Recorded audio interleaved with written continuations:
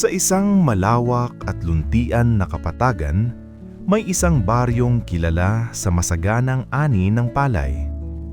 Dito nakatira si Mang Tilo, isang magsasakang hinahangaan, ngunit kinakatakutan. Malakas ang kanyang katawan, sanay sa init ng araw, at halos hindi nauubusan ng ani taon-taon. Ngunit kasabay ng pagyabong ng kanyang palayan ay ang paglaki ng kanyang kayabangan. Madalas niyang ipagsigawan sa gitna ng baryo. Hindi biyaya ang ani. Puro galing ko ito. Ako ang dahilan kung bakit masagana ang lupa. Hindi siya tumutulong sa kapwa magsasaka. Hindi siya nagpapautang ng binhi. At higit sa lahat, hindi siya marunong magpasalamat. Hindi niya alam, may darating na araw na ang lupa mismo ang magtuturo sa kanya ng aral. Si Mang Tilo ang may pinakamalawak na palayan sa baryo. Habang ang iba'y sama-samang nagtatanim, siya'y nag-iisa. Ayaw makisama, ayaw makinig. Isang araw lumapit sa kanya si Mang Isko, isang matandang magsasaka. Tilo, baka pwedeng manghiram ng kaunting binhi. Nasira po ang amin. Ngunit ngumisi lamang si Mang Tilo. Kung masipag ka sana tulad ko, hindi ka magmamakaawa. Umalis si Mang Isko ng tahimik, dala ang bigat ng kahihiyan. Samantalang si Mang Tilo'y tumawa, hindi alam na bawat pagtanggi ay may kapalit. Dumating ang tag-ulan. Umuulan sa buong baryo, maliban sa palayan ni Mang Tilo. Habang ang mga palayan ng iba'y nabubuhay, ang kanya'y unti-unting natutuyo.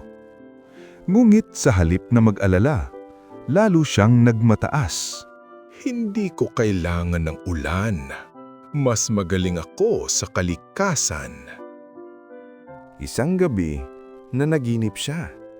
May matandang lalaki na may hawak na tungkod na yari sa kahoy. Ang lupa ay nagbibigay lamang sa marunong magpasalamat. Nagising siyang pawis na pawis, ngunit binaliwala niya ang panaginip. Isang umaga, kumalat ang balita, nasunog ang kalahati ng palayan ni Mang Tilo dahil sa matinding init. Walang tumulong sa kanya. Ang mga taong dati niyang minamaliit ay tahimik lamang na nagmasid. Lumuhod si Mang Tilo sa gitna ng kanyang palayan. Unang beses niyang naramdaman ang takot. Bakit sa akin nangyari ito? Doon niya nakita si Mang Isko, tahimik na nagdidilig sa maliit nitong palayan. Luntian, buhay, at payapa. Nilapitan ni Mang Tilo si Mang Isko, luhaan at wasak ang loob. Patawad. Naging bulag ako sa yabang. Maaari mo ba akong turuan? Ngumiti si Mang Isko. Walang galit, walang panunumbat. Ang lupa ay parang puso.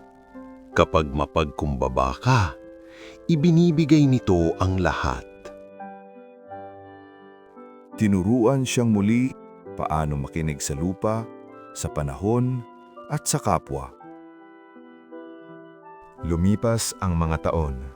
Hindi na pinakamalaki ang palayan ni Mang Tilo, ngulit ito ang pinakamasigla. Ngayon, siya na ang tumutulong sa kapwa magsasaka. Siya na ang unang nagpapautang ng binhi, at tuwing anihan, siya ang unang nagdarasal. Salamat, hindi sa ani, kundi sa aral.